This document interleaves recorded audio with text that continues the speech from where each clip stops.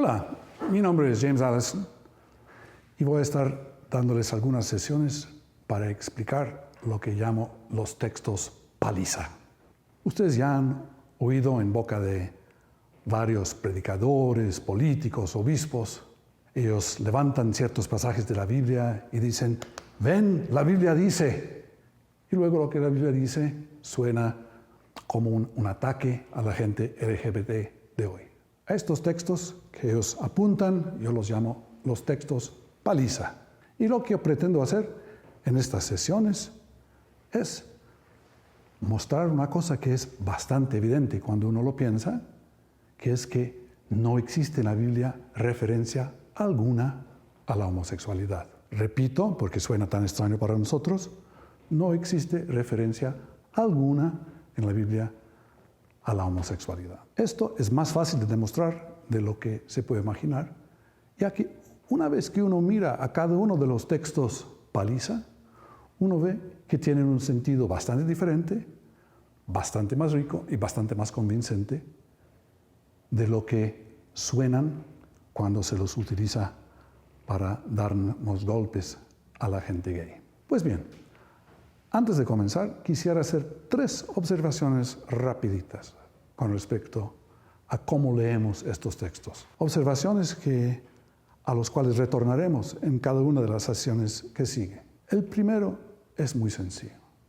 La Biblia de por sí no dice absolutamente nada. La Biblia es una colección de textos que quedan impresos en papel y que quedan mudos hasta el momento que alguien escoge este texto en este momento para leerlo y para proclamarlo para una finalidad suya. A esta persona se le llama intérprete. Significa que él está diciendo lo que la Biblia dice.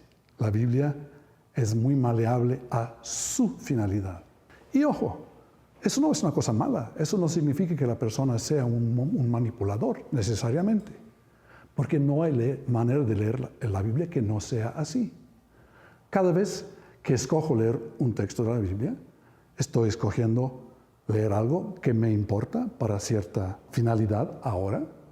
Lo escojo. Esto es un acto de interpretación. Además, estoy escogiendo un texto moderno que es una traducción. Por ejemplo, al castellano o al inglés o al francés, un idioma moderno. Yo estoy escogiendo una traducción de las muchas que hay en el mercado. Esta traducción ya incluye toda una obra de interpretación hecha por los traductores, que han decidido plasmar en el idioma moderno, el castellano, un idioma muy antiguo, que tenían muchos sentidos diferentes del mundo de palabras nuestras. Y han escogido ciertos de estos sentidos para intentar tener un texto lógico y completo. O sea, la traducción ya es un acto de interpretación. Pero antes siquiera de la traducción ya existía la necesidad de interpretar las letras del texto, porque en la Biblia hebraica solo se escribía los consonantes. Los vocales que daban sentido a lo que el lector proclamaba, los fornecía el lector. O sea, cada acto de lectura era un acto de interpretación. Y el sentido fijo que tienen aquellas palabras hebraicas ahora solamente fue fijado en el siglo VI o VII de nuestra era. O sea, 6 o 7 siglos después de Jesús. O sea, quien dice, la Biblia dice, sería mucho más honesto que dijera, mira, yo he escogido actualizar este texto, que es una traducción ya bien pensada de un texto ya que requiere de interpretación en un lenguaje muy arcaico.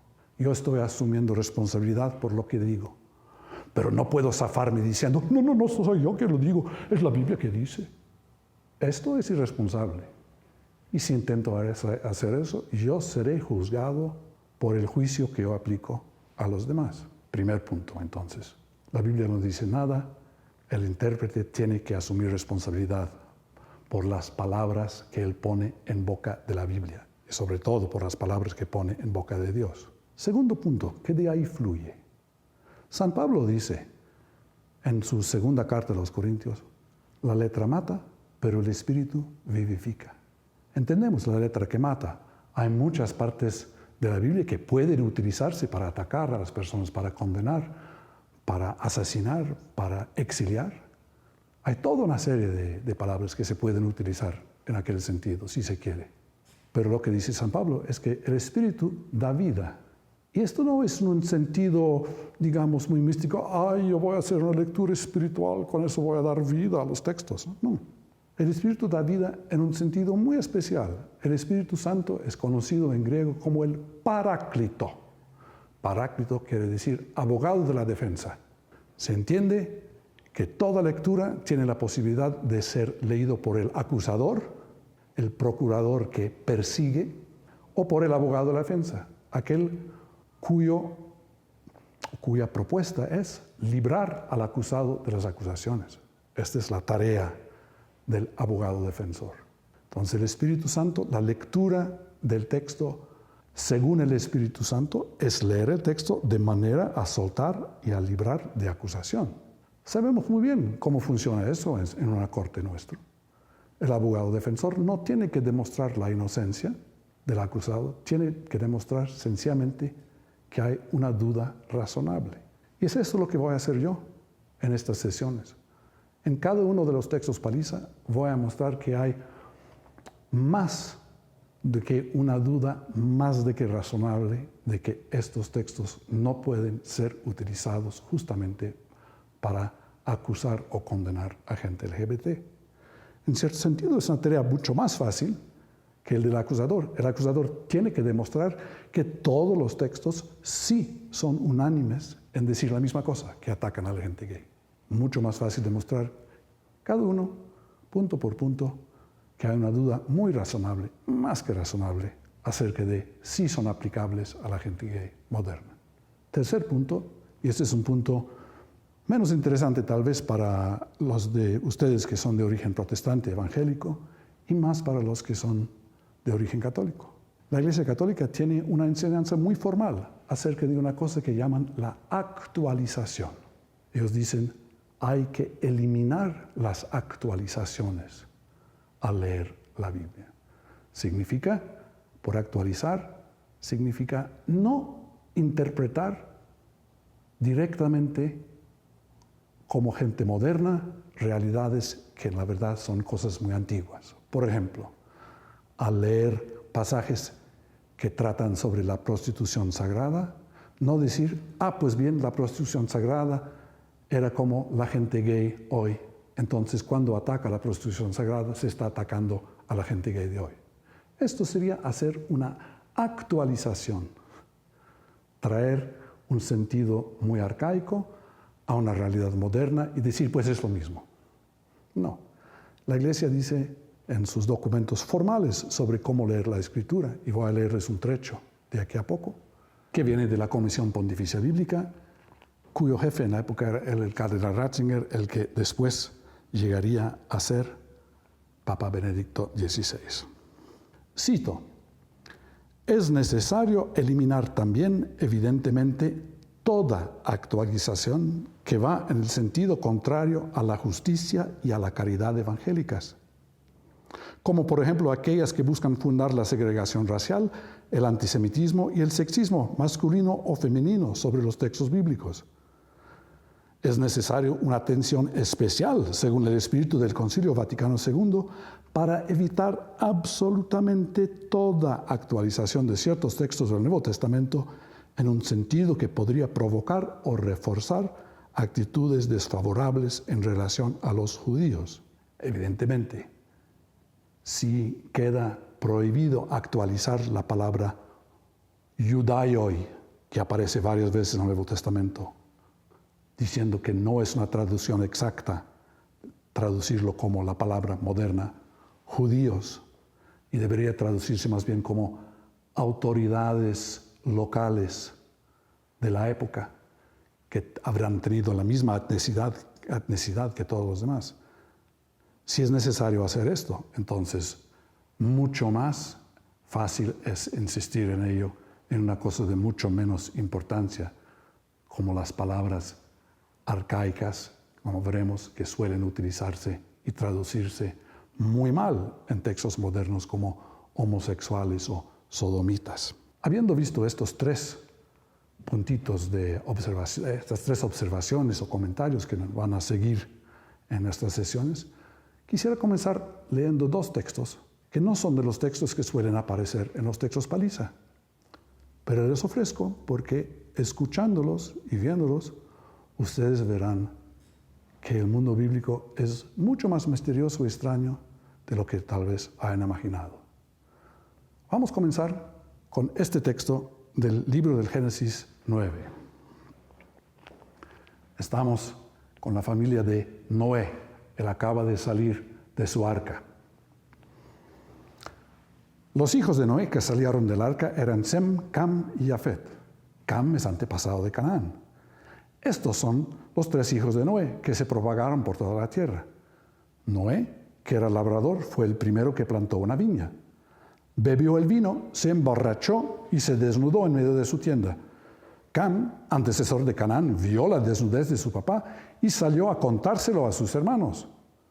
Sem y Jafet tomaron una capa, ambos se le echaron sobre los hombros y caminando de espaldas, cubrieron la desnudez de su padre. Vueltos de espaldas, no vieron la desnudez de su padre. Cuando se le pasó la borrachera a Noé y se enteró de lo que le había hecho su hijo menor, dijo: «Maldito Canaán, sea siervo de los siervos de sus hermanos». Y añadió: «Bendito sea el Señor Dios de Shem, Canaán será su siervo. A grande Dios a Jafet, habite en las tiendas de Shem, Canaán será su siervo». Noé vivió después del diluvio 350 años y a la edad de 950 murió. Pues bien, este texto, este relato, un poco extraño. Papá se emborracha, un hijo lo ve cuando se ha quedado desnudo, cuenta el chisme, los otros vienen, tapan la decencia de su papá y al acordarse de su cruda, el papá maldice al hijo que lo vio. Es un poco fuerte y pues ¿para qué tiene que trascender más? Es un relato medio extraño. He preguntado a diferentes gentes, ¿qué entienden por eso? ¿Qué pasó ahí? Y también les parece extraño. Y yo digo, gracias a Dios que parece extraño. Porque hasta hace relativamente recientemente, hasta hacía 50, 60 años, este texto habría tenido un sentido obvio en bocas de los mismos predicadores, los mismos políticos que ahora explican la Biblia dice. Porque durante siglos este texto fue utilizado para justificar la esclavitud de la gente negra. ¿Por qué?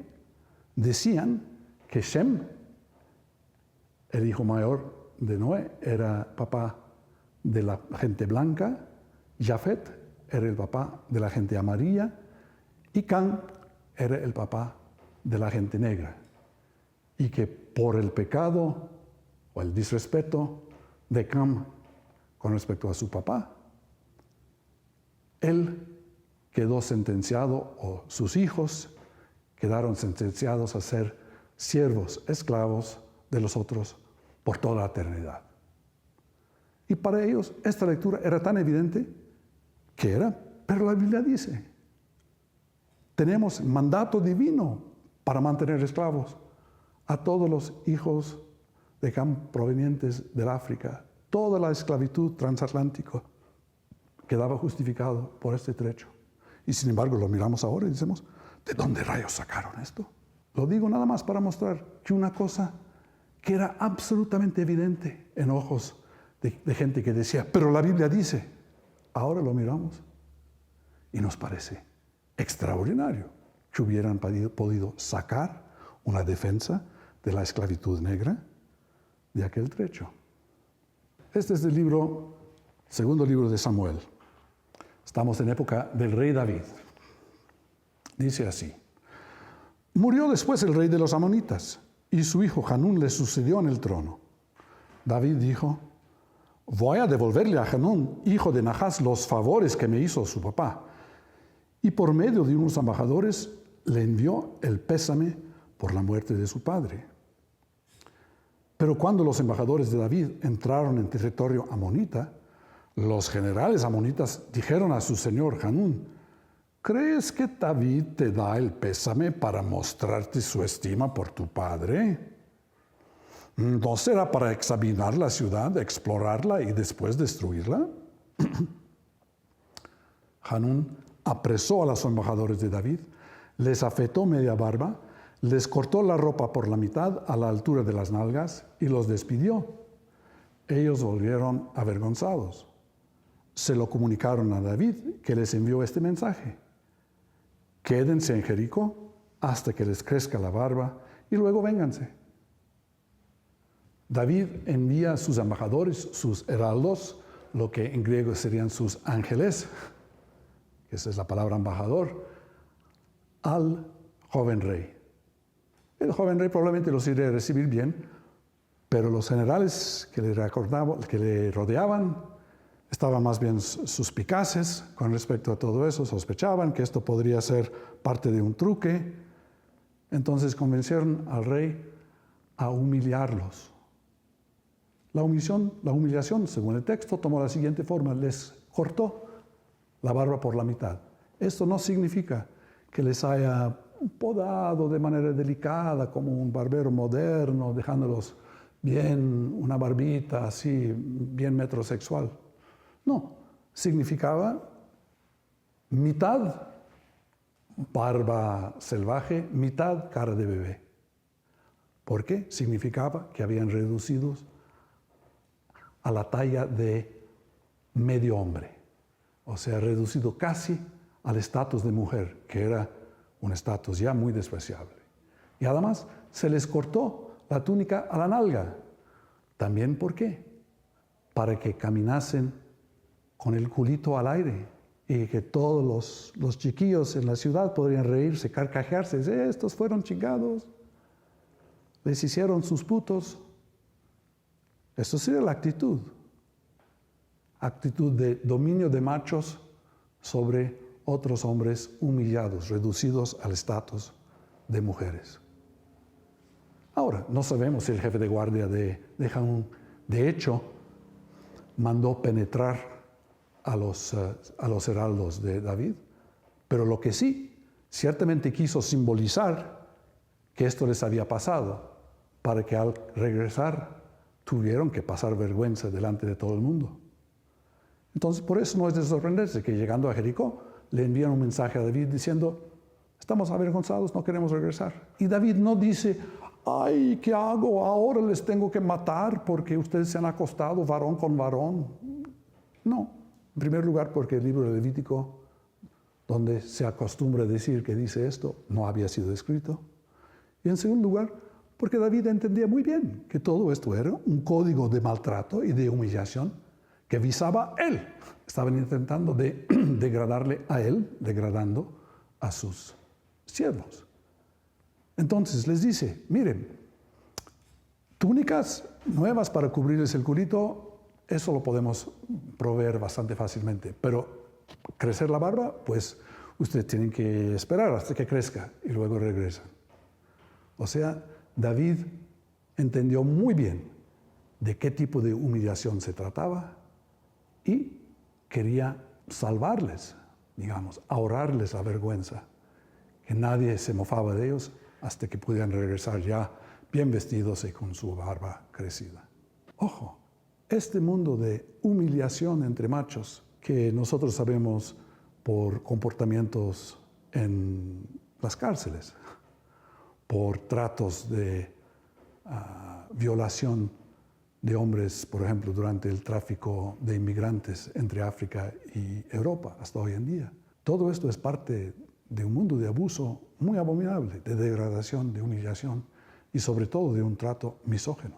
Tratar de reducir a las personas a la condición de mujer. Todo esto es, sin duda, una abominación. Pero noten que tanto el rey David como todos los implicados sabían que esto no tenía nada que ver con la homosexualidad.